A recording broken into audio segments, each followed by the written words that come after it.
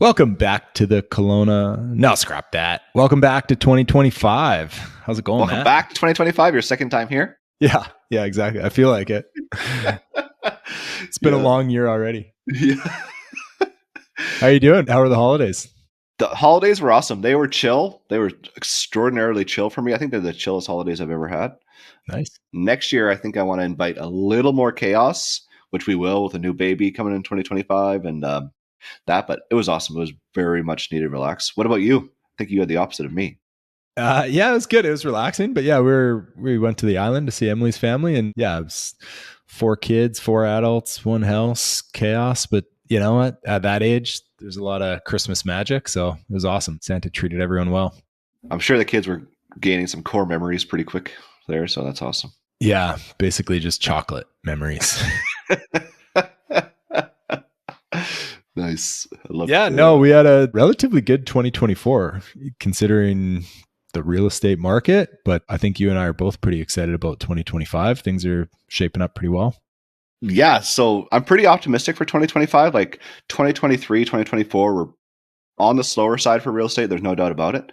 There was definitely some high spots, some good things happening on the slower side, but I think 2025 is primed for a bit of a comeback just for no other reason that life happens and people need to sell their houses. They need to buy houses, right? And like they just haven't for the last few years. So I think like market conditions aside and what's happening kind of macro, I think just because of life, we're going to see a improved 2025, and then whatever happens politically, which obviously a lot going on there too, will either help or hinder that. But yeah, I think overall, I'm pretty optimistic heading into this year. I agree. I think it's still a bit of a buyer's market right now, but it's almost hard to make those transactions happen because even if you're a buyer and you have a house to sell, you know, you need to sell that house before you can buy. So a lot of like stagnant movement in the market right now. But I think, 2023 was like a lot of variables. 2024 was a lot of policy legislation changes, a lot of volatility. Nobody knew what was going on, but it seems like the dust is kind of settled now. So transitioning into 2025, I think it's gonna be like a balanced spring market, a lot more transactions, which create a lot more opportunity. Yeah, we should be hopefully kind of less unknowns moving into 2025 and everyone can be more comfortable. Yeah, except for we have 2 major unknowns. One is we are for sure having a Canadian federal election in 2025. Whether it happens in the spring, summer, fall, there's going to be an election, which means we're likely going to have a change of government to conservatives. Like at this point, it's looking like it's going to be a serious majority conservatives taking over. That's what I mean about less unknowns. Like I think we kind of know government where it's going and federally. Yeah, that's true. That's definitely true. And then obviously south of the border, Trump comes in a couple of weeks. A lot of talk about tariffs. Who knows what that's going to do to us? Like that's going to have some kind of effect, even if it doesn't even come to a tariff. Just talking about it is going to have some kind of effect on our economy. I don't know what exactly that looks like, but that'll be interesting to watch. We'll definitely keep you updated on what we see here. So those 2 major factors that are going to happen in this year, which look forward to. Yeah. You know, moving into this show, we had a great guest, Steve Arneson, who's co-founder of Synergy Mastermind Group. It's a real estate group based in Canada. He's based out of Victoria, talks a lot about kind of mindset shift and, you know, how he ended up where he is. Great guy to connect with and great show. We really enjoyed having him on. And we're trying to kind of facilitate a couple of these more optimistic mindset type shows for the next couple, but we have a really good guest lineup of a few like this, and then we talk about some infill projects in Kelowna, some multifamily, some purpose-built rentals like MLI Select lending. So we have a really good lineup for the next like 7 or 8 shows. So starting the new year off with a bang. Yeah. So I think you guys will enjoy this one and the ones to come. Yeah, and this show, even in the year 2025, sponsored by Century 21, Assurance Realty, the best brokerage in the interior of BC. We're everywhere that sells houses in the interior, we're there. So if you're an agent looking for a change of brokerage, or if you're a buyer or a seller looking for an agent, Century 21. I'd call them first. I did call them, where I call home, and I love it here. Yeah. Enjoy the show, guys, and Happy New Year. Happy New Year. Okay, welcome to the show, Steve. Thanks for joining us, man. It's my pleasure to be here, guys. Thanks so much for inviting me here. And looking at your background, I have to start off the show by saying Merry Christmas, brother. Yeah, Merry Christmas, bro. I'm so excited. Yeah. 'Tis the season. Yeah. Well, we like to start our show with you connecting to our listener.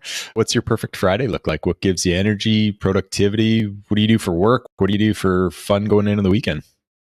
Yeah, my perfect Friday, wake up at 5 a.m. I'll go straight to my coffee machine and then straight to the couch with a book. Breville coffee machine? What is it? It's an espresso. Nice. Yeah. So nice little frothy top, Yeah. and We all live nice bougie strong lives. coffee, Yeah. a little bit of honey. Go read a book for half hour, lace up the runners, go for a run. And then Friday mornings, I actually do something called Freedom Fridays for the last almost 2 years. And it's just like I show up, do a little bit of a teaching, get to give back to the community, get to connect with a bunch of cool people. That really fuels me. And then I'll do some strategy for the week ahead. And then going into the weekend, man, I kind of like to have Friday afternoons to be pretty chill. So Beck and I will connect in the evening and maybe get up for a hike in the weekend. Cool. I love Awesome. it. And what kind of is your business right now? Yeah, so two main things. Synergy Mastermind is the one that put in a lot of time and energy and focus into, which is lots of real estate groups out there on how to get started. There's not very many groups out there for leaders in businesses who have been started for years. So how do you show up as a better leader? How do you create stronger vision? How do you integrate different teams? How do you grow your portfolio, grow you as a human, grow your business? And that's what Synergy is all about, specifically more so for Canadians than anything else. And then we have 5 different development projects on the go at various different stages, rental portfolio that we manage here in Victoria, BC. Those 2 things keep me busy. Yeah, no kidding. I do love that. We touched briefly on that when you and I were speaking before, and it's you're right. There's so many groups and education resource to how to get started, but how to sustain is really the key difficulty that people have, especially in today's market, Oh, dude. And I think so many people get into it with the wrong intentions or with the wrong direction from day one. So many people that I've talked to is they bump into somebody at a meetup event or, a BNI or whatever. And they hear oh, I've got 200 doors. Right. And then they go, oh, cool. Frank's got 200 doors. He's got a good life. I want 200 doors. And the purpose becomes, how do I get 200 doors? But not intentionally considering what the factors really are. Do you want 200 doors in Moncton? Do you want 200 doors in Victoria? There are going to be 2 very different types of strategies to approach, as well as 2 different types of one's going to be more cash flow driven. One's going to be more appreciation driven or value add. And then what it actually takes, like you said, to sustain growth up to that point of getting to 200 doors is a whole other chapter. But I think so many people just get into it for the wrong reasons on the front side of things and need to look back on things intentionally and be what is it that I'm after here? Is it cash flow? Is it long-term wealth? Is it a really great savings account? Is it a business? Side hustle? Well, and you guys have been working a lot on the mindset side of things too, right? And goal planning and just energy in general through Synergy, right? So we're talking about kind of a theme of the show and maybe how to reinvent yourself. We are going into the new year. We did kind of want to have one of these shows to kickstart things for listeners. And I'm at that stage right now too, right? The last couple of months, you kind of start to look at business, look at life and try and balance things. So yeah, you're going to be the guinea pig for today, if that's all right. Well, here's the fun part of it. I'm going to reverse guinea pig you, I think. Oh, okay. Perfect. You said an interesting word of balance, right? Same thing with the intentionality on why we get into real estate. It's going to be different for everybody. So what does balance mean to you? Yeah, it means autonomy. It means I have the choice to, be family or work or, just the choice of freedom of time. And so how close do you think you are to that point now? Very close, but I set my own limitations. Yeah. Ooh, interesting. This podcast is holding Taylor back. It is. Yeah. If I could claw back 3 hours a month. Time's a big piece of it too, but I think what I think a lot of people miss is really defining what it is that they're looking for. Right. So you said balance. How clear to you is it on the pathway forward? A lot of people want the balance, if you will, want the thing that Maybe it's like the Instagram fame or whatever the thing might be, right? Like, but peeling back the layers to understand like the awareness of where you currently are and what it's going to take to get there, and the deciding factors of like, do I want that cost that it's going to take for me to go from A to Z on this path? Yeah. Well, I think especially right now, like life is just so dynamic, right? So your balance needs to be changing and adaptable. But yeah, for me, it's like having stillness in my mind, like, away from the noise of life, because life is pretty noisy, especially in this kind of business. And then also having energy, right? Return on energy, where it's not like I finish the day exhausted. I want to finish the day feeling energized. So those are kind of my two pillars that I'm like leaning on right now. So that's where my balance is like, yeah, I need a balance, work-life balance, but it's because I want those two things out of life more right now than anything else. Where you see yourself currently, how truthful are you being with yourself there? Who is hosting this podcast? Let's just light a fire right under Taylor. Yeah. Well, the podcast is holding you back, man. I'm just letting you go. No, yeah. Yeah, I think I'm becoming more honest about it.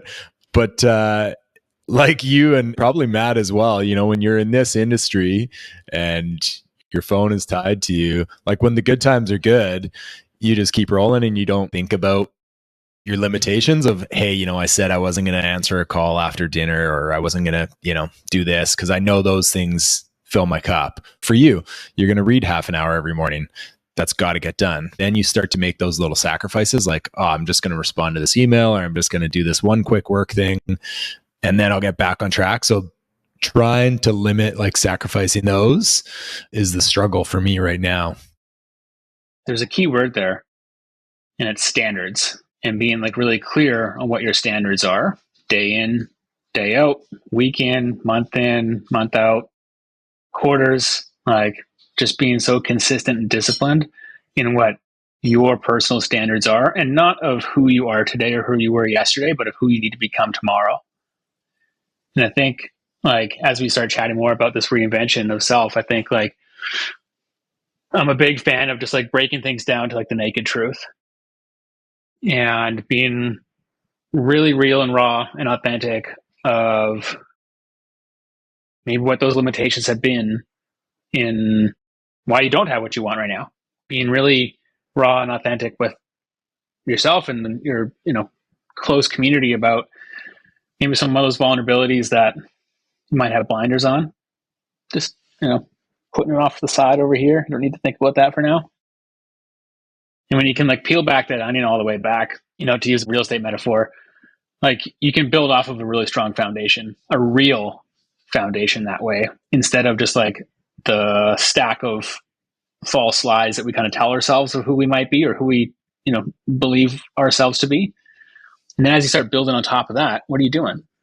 You're building on haystacks or sand or however you want to extend the analogy. And so like so much of that reinvention becomes like really, really getting clear on the man in the mirror. And then you connect with people who you want to be like.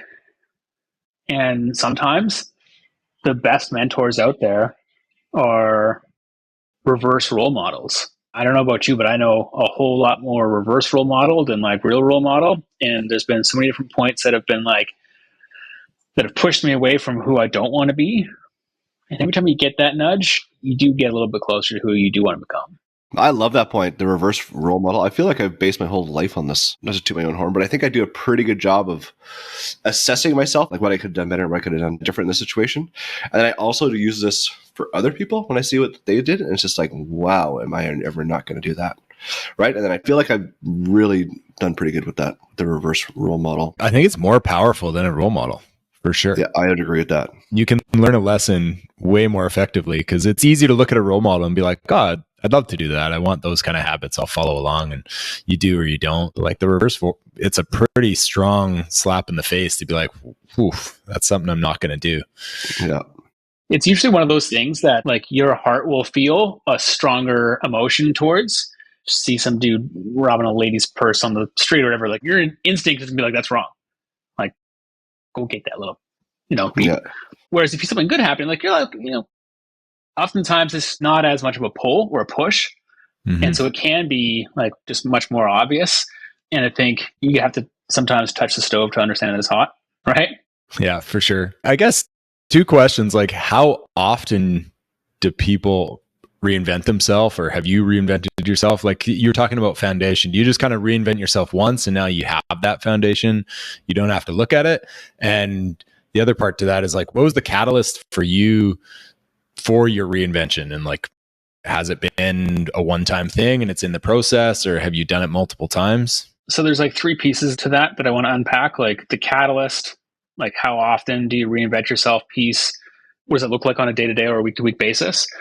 A lot of this is just talking about growth, right? Like individual personal growth. And so there's two big catalysts for me. One was a long time ago when I was in a really dark space. After like months and months and months of a depression, I found myself up on the 15th story of a balcony, looking over the edge, wanting to escape the hollowness from like the forcing out of the fear and the pain. I was tired of that feeling. And I didn't want it anymore. And the weird part about that moment, or the moments afterwards, was like the feeling actually got a lot worse. Because now that you had all this pain and hollowness and just that whole back story, you also have this new piece stacked on top of it, which is shame. Because who am I to feel like my life isn't good enough? You know, look where I'm born, look what I've done, look who I am. And now there's this whole other piece of like nastiness that festers inside. And it took a couple more months, but it was later at night. I was sitting there on my green leather couch that you would think would be back from like the 70s, like the ones in the summer where like your body sticks to it as you peel up. Nice. And I had a can of Lucky in my hands. And there was just something that like slapped me in the face to wake up. And I was so sick of who I was acting like that it felt so wrong from just being so depressed for so long that I told myself, hey, when I wake up tomorrow, I'm going to do one thing that makes me either a happy person or a better human. And I'm going to do it the next day and the next day and the next day. So I woke up and I went for a run. The next day, I called my mom. The next day, I picked up a book, continued to compound. And my whole like world started to shift as I put much more time and energy into how do I become happy and better? How to become better and happy compared to just in the sulk moment that I was in at. So that was one of the big catalysts that's been like consistent for me for 12 years. The other one was a lot more recent, where it was also a breakup, just a partnership breakup in my business. And my previous partner was much more the visionary person. He brought a lot of the ideas. I was a lot of the execution. And when we went different ways, it left this big void of, I don't have anybody else to banter ideas with. Nobody else shares the weight and the responsibility. And now I'm also responsible for creating the vision. Not just the doer and the implementer and the person who gets shit done. I also have to think about what has to get done. And so it felt like a whole lot more responsibility. And this would have been like right as a lot of this like market turmoil was starting. And so through like the self-reflection and through the awarenesses that I've gained in myself, I was like, hey, with all this happening, I need to reinvent myself. The big thing was I looked at the vices in my life. And one of the things that was a big vice for me was when I got into like those high stress moments and that like anxious feeling that you have of like the pressure, I would turn to alcohol and I would just have a couple of beers and that would like numb a lot of the pain. I recognized that that was a thing and I had to let that go. So for me, I'm not a cold turkey kind of guy. I knew that I wanted to have like a fancy scotch or a nice wine every once in a while. And so I set myself a goal of drinking for only up to 10% of days for the entire year. And I fucking love a challenge. And so like both of those two things I knew would work for me from that like self-awareness journey.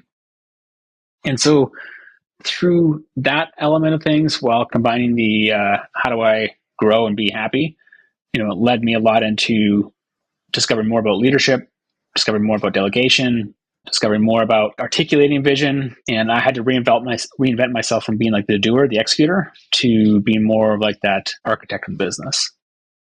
Yeah. I mean, I guess a lot of people in that scenario could just go out and find another partner, like to fill that void, but you just basically like built the partner within yourself, eh? Would you ever get back into a partnership? Like, are you at that stage where it's like, okay, I see what went wrong. I improved myself here. And now I could get back into another partnership, because that is a big part of real estate too, right? To scale, a lot of times you do have to do joint ventures or, partner on lots of different stuff. Yeah. That's the hard part of meshing those personalities. Like one of the hardest parts that comes from like the rebuilding of trust, right? One of the things that you have to work through is, what are the standards that I need to create now for a new partnership? What is it that's going to work for me so that I can make sure that this new silo is built on a strong foundation that I'm comfortable with? And then you find those right people who can fit those standards. And whether it takes a month or a year or whatever, anything in between to develop that type of relationship, as long as you're building that works for you, I think it's a good thing.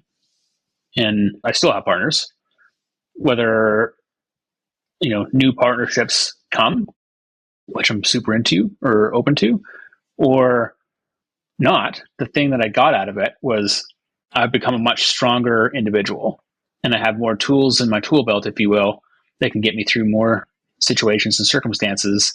And I have a completely different insight on how businesses, projects, the world runs, because of the experience that I've gone through, and because I've constantly approached it as a growth opportunity and not I need to fill this hole with somebody else's like skills. I can build those skills myself as well. Do you have any advice for somebody that's like newer or sustaining, like, in the synergy level of basically, has a decent portfolio, but looking to partner, now that you've kind of been through that process of having a partner and then breaking up, if you will? What's one piece of advice you'd give somebody in that situation looking to get into a partnership? Think of the questions that you would not want to be asked, and then ask those questions to your partner. For a long time, real estate rode a high, right? From 2012, basically, to 2021, 22, nobody could fail unless you were really doing things wrong. Yeah. But like, there's going to be pressures that come, right? Maybe it's pressures in communication. Maybe it's pressures in expectations of like, you want the doors red and I want the doors black or whatever. And so really diving down into how the decisions are made, what happens in those pressure point types of moments, and digging into the vulnerabilities of each side of things and letting go a lot of that ego that comes along with it. Like, who's right, who's wrong. Like, me being right has been a big piece of ego for me that I've had to let go of, tried to let go of, work on letting go of. And, recognizing that is a piece of my ego, I bring that to partnerships. I'm aware of it and I discuss it like on the front side of things to make sure that everybody's aware of it, so that when these moments come up, they can call me on my shit and be like, dude, is this just your ego showing up? Or is this like fact of the matter? Yeah, that is a tough one, I think, for everyone, right? Especially in real estate. There's a lot of ego that drives real estate people. Oh, totally. Yeah. I mean, Matt, you probably see this more than anyone just in transactions of like negotiations, right? Well, we want to offer like $5,000 less what their counter was. And you're like, it's $5,000. Yeah. I want to be the last one to like, drive both it sides home need a win. I won. Exactly. Yeah. But like, if you're stepping aside and being like, sure, like you're right, let's do it your way. How are you okay with that? How have you felt like how to cope with that and be like, you know what, I'm doing the right thing. Like, I don't need to win this battle. I think you really have to get clear on what the main target is. Is the main target profitability for a project? Is the main target design? Is the main target, a lack of risk or higher upside? You really have to define what the strategy is and stick within that strategy as best you can. And just talk about negotiations for a second. As you're sitting across from, anybody in negotiations, that's a big indicator on how their personality is going to be through a partnership. If you're doing a $4 million deal and they're renegotiating on $5,000, that's going to be amortized across 25, 30 years and be $10 a week, basically, versus get the deal done, that's how they're going to be when they show up throughout the rest of your partnership. So it's a really good indicator on how they're going to interact with you through a partnership. Yeah, interesting. Can we talk a little bit about Synergy then? Like, when did you guys start? How many people do you have in it right now? What are you doing for meetups? Like, yeah, give us a little bit of insight to that if you could. Yeah, absolutely. Thanks. Synergy started back in 2019. And at the time, I was running a typical real estate meetup here in Victoria. It was like very cyclical. It was very, how do you get started? And even the meetup started with me not knowing a whole lot in the real estate space. I just created a space for people to come to. And I would stand there at the top of the stage and be like, hey, everybody, welcome. Today we have our expert speaker, Janet. And they come in and they speak about their piece of expertise. And then we have this little networking thing, and we would all learn and implement and grow. And that happened for like 4 or 5 years. The conversation for me got really stale because we brought in the same types of speakers. It was like the same formula for how do you get started, the same types of questions that was just like on repeat. And at the time in 2018, 2019, the portfolio had grown so much. I have grown so much. The business had been growing. The conversations and the challenges that I was facing were no longer like meetup level. And I really wanted a community of higher achievers who had a business growing, who had a portfolio, who could have completely higher level conversations than what it was to get started.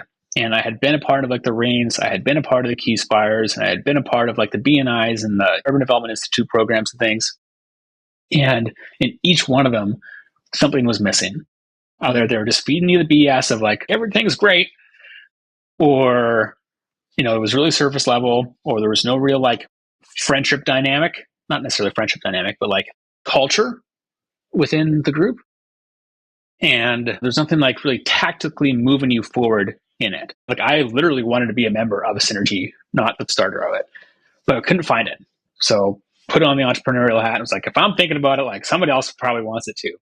Voted to buy a few people, created a structure that we had seen in other masterminds based in the US, which was like meet regularly. So we do 3 in-person sort of like conferences or retreats a year. And then we do weekly calls. And each piece of it is based off of our 3 pillars, which is collaborate, educate, and scale.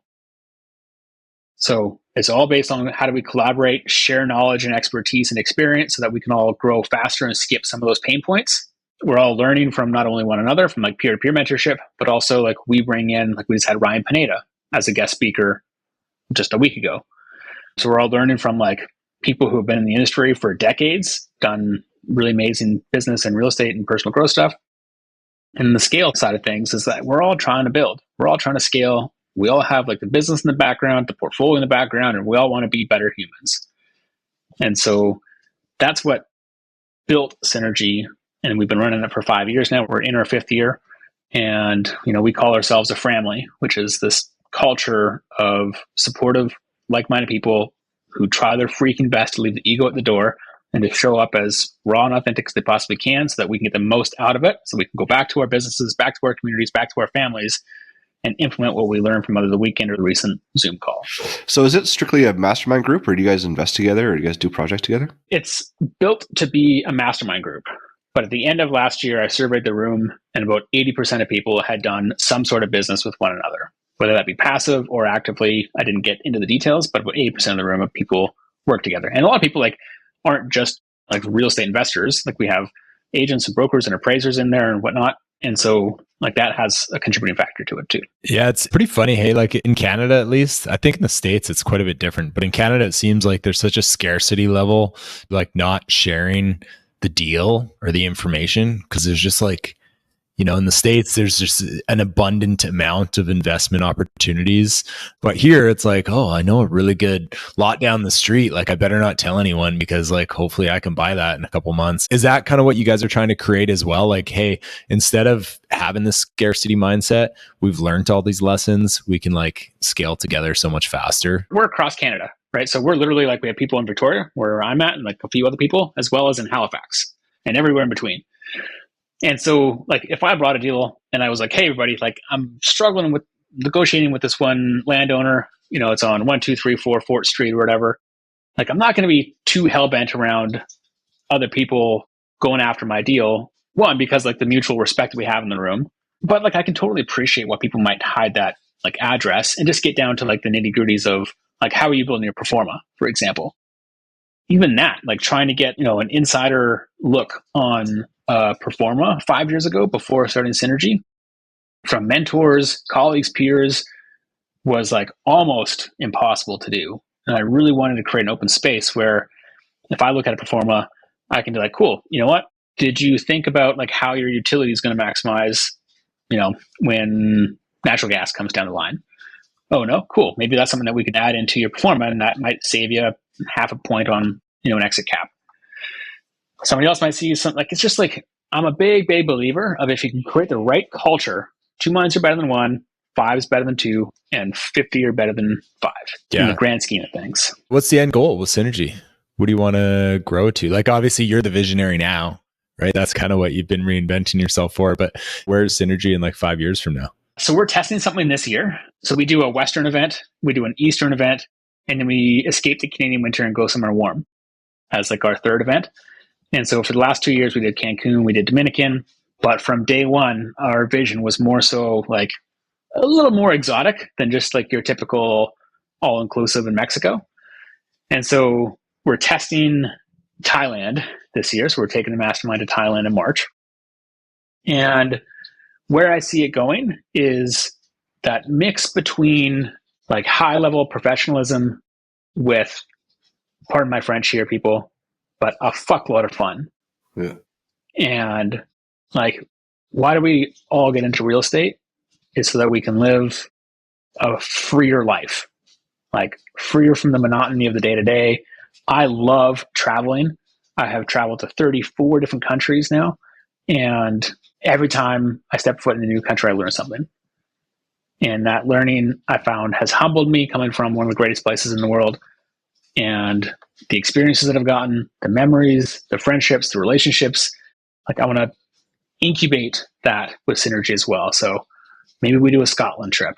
Maybe we do a Maldives trip. And we continue to get bigger community-wise, as well as from like speakers, and just continue to elevate the conversations so that we can all grow, so we can all get back to our own communities, so we can all operate more efficient businesses, more profitable businesses, and ultimately just live a happier, healthier life. What's the age ranges of everybody in Synergy? Like, you guys all around the same age? The biggest age range was probably maybe the year before last, where we had like a 22-year-old in and like a 60, maybe even a 70-year-old in. Yeah. This year, there's probably the young side of things would be like 23, 24. On the grayer hair spectrum, I think it would be, I don't know, maybe like mid to late 50s. Very cool. Yeah. Yeah, that would be fun. So it's diverse, right? And a lot of people too come from like really unique backgrounds. Like we had somebody in who was in like manufacturing. And so the 9-to-5 job was operations management on manufacturing facilities around North America and even other parts of the world. Their side hustle, if you will, was building this investment portfolio. And so you got a really interesting look on how to maximize efficiencies through like supply chains and how you communicate with manufacturers and negotiate with them instead of Home Depot. I want to lead into our wrap-up questions, but I want to spend quite a bit of time on the first one. I'm going to break it down into a few questions. But if you could buy one property in the Okanagan in the next 12 months, what would it be? Anything with a pool. Okay. Nice. That's quite a few of the houses. So where I want to elaborate on this is it seems like you have a pretty good insight to like investors throughout Canada. Where are you seeing the best performing asset classes, multifamily, commercial, single family, geographically? Where do you want to spend your money in the next, couple of years? And where are you seeing like your group of investors being the most successful? Yeah, I want to go sideways here for a second and just say like how hard of a question that is when it's generic, because everybody can have a different answer. My priority might not be cash flow, and it might be like risk management and like wealth security long term. Somebody else might be looking like, how do I turn 100K into 200K in the next year? Right? Totally different types of investment strategy and investment thesis. So a couple points of like where I see opportunity being in obviously like the Okanagan. I think there's an opportunity there in corner lots where you have that like multifamily zoning, right? And just being patient on a couple other people fumbling through the process to, make everybody on board. And so it's less like new, less fresh of a pain point, especially for like the neighborhood people. if you guys want to get like real geeky about this, I freaking love doing this here on the island. You have like GIS maps in Kelowna, I'm guessing. Yeah, right? Yeah. Yep. So you can pull up a layer on that GIS map. And if you don't know what a GIS map is, if you just go to like enter in whatever city you're in, Calgary, Kelowna, Victoria, whatever, and just type in like Kelowna GIS map, you'll get a link to that. Basically, it's like the community plan for future development. So there's going to be layers on your left-hand side that you can select. Layers like zoning, layers like utilities, layers like water, sewer, development permits that have been submitted, a whole bunch of really cool, geeky real estate stuff. And so if you overlay a zone map with the growth map, and then you look at where your infrastructure runs, the thing that you look for is where infrastructure stops. And then you go a mile down the road, 2 miles down the road, 8 miles down the road, whatever it might be, and you buy a property there with the expectation of looking at the growth plan and actually meeting and exceeding that growth plan. Because, if the property can cash flow on itself, or you can like withstand whatever the payment might be, depending on the type of asset it might be, the exponential growth that you're going to get out of that patience for the growth coming to you versus like the value add play on things, I think it's going to be much more significant. The key to that is going to be patient money. What kind of infrastructure are you looking for? Like, are you saying like this is where houses turn over to septic and like sewer lines right there, or like roads, or Exactly. Yeah, that's a great idea. And then in your own portfolio, like, are you mostly on the island? Or are you kind of everywhere? South Island. So most of what I'm looking at is South Island, with the exception of this last year. Like personally, I don't see a whole lot changing in our world until like a year from now, right? We had US election change. There's likely going to be a Canadian change as well. We just had the British Columbia, fingers crossed. We just had the BC vote, which didn't go blue. But I think there's still going to be quite a bit of like fluttering, if you will, of what way is the world going to go. Mm-hmm. So real estate really succeeds or thrives in times of certainty. And until we have that again, it's like going to the casino a little bit. And I'm not a gambler, I'm an investor. And so for me, I'm like, cool. I got time to focus on synergy and build that up while keeping my fingers like pulses or lines in different ponds. As I was traveling in September, I looked at like what it would look like buying in Portugal and France and Croatia. I was just talking to a guy earlier today who's in Maine, looking at like a 71 unit building down there. It's a fun space to be where you can be so curious on different things without the pressure of I need to close something tomorrow to put food on the table. Yeah, I'm with you on that. I actually enjoy like when you're traveling, going to check out, like if you see a for sale sign, just like look it up online and see what things are selling for in a different country. It's pretty interesting. Yeah, I'm sure if you looked at like the data charges on my phone or whatever, it was like 95% like real estate sites. All right. If you could give your 20-year-old self any piece of advice, what would it be? Don't let the poison of yesterday prevent you from progress today. Nice. I like that. Nice. You think your 20-year-old self would be like, shut up, Steve. That's crazy, man. Yeah. What the hell are you talking about? Yeah. Yeah. What is your favorite charity, or how do you give back? Oh, dude, I can speak on this forever. So my favorite charity is Kidsport Victoria.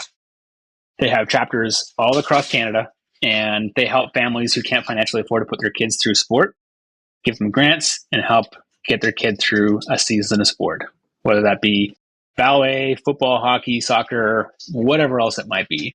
And so I support them regularly through the events that they do, as well as all of the rental portfolio that I gain.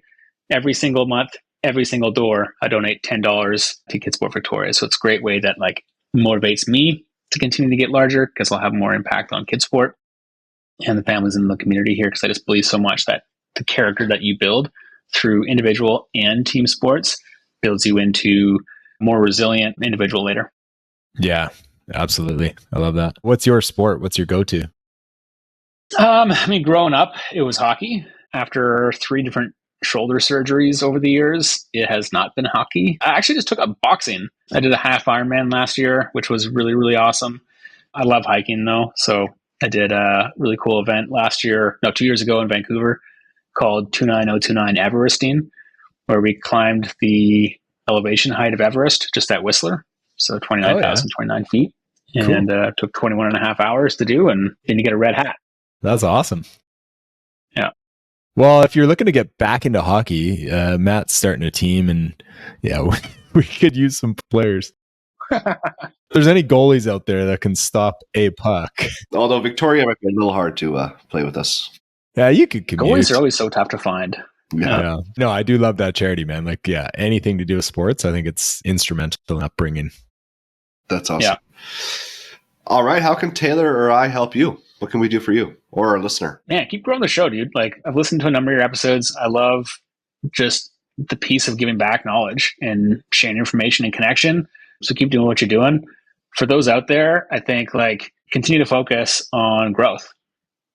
If you're open-minded and want to be successful as a business operator, business owner, entrepreneur, solopreneur, husband, wife, whatever that might look like I'm a big believer in continually to push ourselves to grow into happier, healthy humans. So keep doing that. I love it. Yeah. I appreciate you, man. Thanks so much for coming on the show. Good luck with everything with Synergy. Thank you. Yeah, it's going to be a great year. I'm really excited about it. We've got some pretty badass speakers coming up virtually and in person too. And I have this vision of like doing a mastermind in a castle somewhere in Europe. So that's going to be... You said you weren't the visionary guy. Look at this, man. I know. Yeah. It's like the confidence thing, man. Like it was from like way back, deep-rooted BS that I'm still trying to unpack of being able to create what I envision. Yeah. Well, I love it. You're doing Good great luck with things. it all, dude. Can't wait to see that episode. Thanks, guys. Yeah. I appreciate the time.